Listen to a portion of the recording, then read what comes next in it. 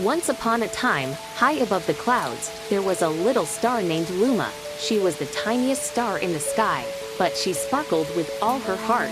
Every night, all the stars danced together, painting the sky with light. But Luma wanted to shine as brightly as the moon. If I could just glow like her, Luma thought, everyone would notice me. One evening, Luma left her place in the sky to find the moon and ask for her glow. But the sky is big, and Luma soon got lost among dark clouds and cold winds. "Where am I?" she whispered. "I just wanted to shine brighter." Just then, a wise old owl flew by. He saw Luma shivering and glowing only a little. "Why are you out here alone, little star?" "I wanted to be like the moon," Luma sniffled. "But now I'm just lost." The owl gently smiled. "You don't need to be the moon to shine. Your light is perfect just the way it is." He guided Luma back to her spot in the sky that night. As she twinkled again among her star friends, something magical happened. Her light looked brighter than ever, because it came from her own heart. From then on, Luma never tried to be someone else. She knew that being herself was the brightest light she could ever shine. You know, you don't have to be like anyone else to shine. Your light is enough, just as you are. Once upon a time, in a quiet little village tucked between sleepy hills and whispering trees, there lived a boy named Milo. He was gentle, thoughtful, and curious, especially about the night sky.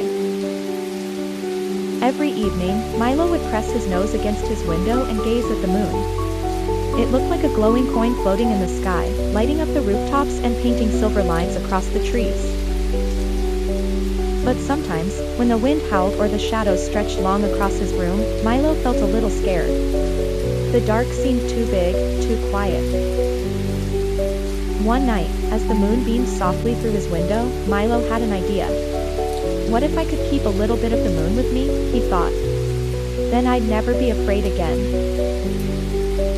So the next morning, Milo found an old glass jar in the attic, just the right size, he thought. That night, he opened the jar wide, held it up to the sky, and whispered, "Dear moon, please shine into my jar." Then he quickly closed the lid tight and placed the jar carefully under his bed. He did this every night. Open. Catch. Close. Hide. And every morning, he would check, but the jar always looked empty. After a week, Milo sighed. "Why won't it work?" he muttered, holding the jar up to the light. That evening, when his grandma came in to tuck him under the covers, she noticed the jar. "What's that for, sweetheart?" she asked, smoothing his hair. "I wanted to catch some moonlight," Milo said quietly. "So I wouldn't be scared when it's dark." His grandma smiled and turned off the lamp. The room was dim, but not frightening. Moonlight spilled through the window, washing over his blanket like a warm wave. "Milo," she whispered, "the moon doesn't need to live in a jar to help you. Its light is always there, even when you don't see it. And you've been brave all along." Milo blinked. "Really?" She nodded. "Bravery isn't about never being scared. It's about knowing the light will always come back." That night, Milo placed the jar on his windowsill, open wide, and let the moonlight dance through the glass. From then on, whenever the dark crept in, Milo didn't reach under his bed. He looked out the window and smiled, knowing the moon was still watching over him, free, glowing, and always near. My friend, some light is meant to be shared, not stored. And sometimes, the bravest thing we can do is trust that we are never truly alone in the dark. Once upon a time, in a cozy mountain village, there was a little lantern named Luna. Every night, the villagers would light Luna and place her on the tallest post in the square. Her soft golden glow helped travelers find their way and made everyone feel safe. Luna loved her job. She felt proud to shine in the dark, guiding others and lighting up the night. But one stormy evening, a strong gust of wind blew Luna right off the post. She tumbled down the hill, past trees and stones, until she landed deep in the woods, alone and far from home. At first, Luna was scared. "What can a little lantern do in a big, dark forest?" she whispered. But then, she saw something. A squirrel huddled under a log, shivering. Luna flickered her light to warm it up. The squirrel smiled. Next, she noticed a baby bird calling for its mama. Luna lit up the nearby tree so the mother bird could find her baby. One by one, animals of the forest gathered near Luna, drawn by her gentle light. She helped them feel safe, just like she did in the village. As the sky cleared, a group of villagers came searching for Luna. When they found her surrounded by the animals, they were amazed. "Luna, you didn't get lost," said a little girl named Ellie. "You found a new place where your light was needed most." That night, the villagers built a second post for Luna, this time, at the edge of the forest. And every night after that, she lit both the village and the woods, reminding everyone that even when you're far from where you started, you can still shine and do good. Lesson: even when life takes you somewhere unexpected, you can still make a difference. In a sunny forest near a quiet stream, lived a young turtle named Tommy. He wasn't the fastest, the strongest, or the loudest, but he was thoughtful and kind. Every year, the animals held a big forest race. This year, Tommy decided to join. "You," laughed the squirrels. "You'll never make it past the first hill." Tommy smiled gently. "Maybe. But I'd like to try." The morning of the race, the path was lined with cheering animals. The birds flew, the rabbits dashed, the fox zipped past like a streak of wind. Tommy? He took small, steady steps. Soon, Tommy was far behind. Halfway through, he saw a little bird sitting by the path, holding her wing. "What happened?" he asked. "I fell," the bird sniffled. "Everyone just ran past me." Tommy didn't hesitate. He gently helped her onto his shell. "I'll go slower now," he said. "But I'll get us both there."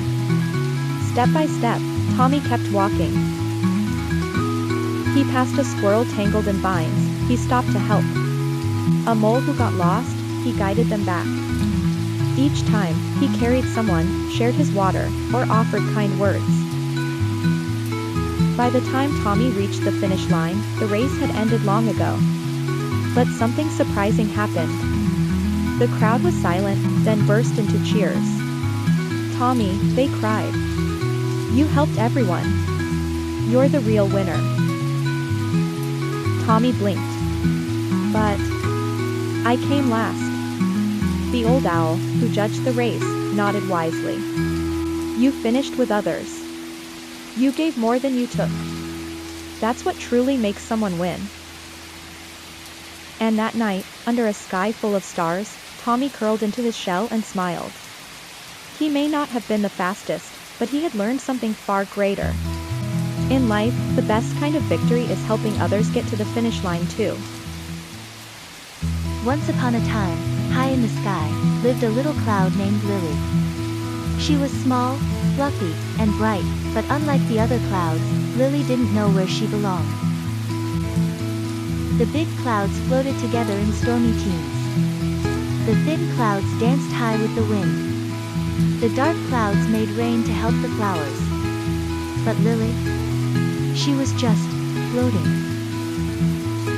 "I'm not big enough to make rain," she sighed. "I'm too low to dance with the wind. What am I even for?" Lily tried everything. She puffed herself up, too puffy. She raced the wind, too dizzy. She even followed a rainbow, hoping it would lead her to a purpose. But it faded before she could ask. One evening, the sun began to set. The sky turned golden and pink. As the light touched Lily, something magical happened. She glowed. Her soft fluff shimmered in colors of peach and rose. Down below, a little boy looked up and smiled. "Look, Mommy. That cloud is beautiful." Lily blushed, if clouds can blush. For the first time, she felt noticed. That night, more people looked up. They took photos, pointed, and smiled. "What a lovely sunset," they whispered. "That cloud makes the sky look like a painting." Lily finally understood. She didn't have to be big, or fast, or rainy. She just had to be herself. And every evening after that, she waited for the sun to say goodbye, because that's when she could shine her brightest. Moral of the story: you don't have to be like everyone else to be special. Sometimes, just being yourself is exactly what the world needs.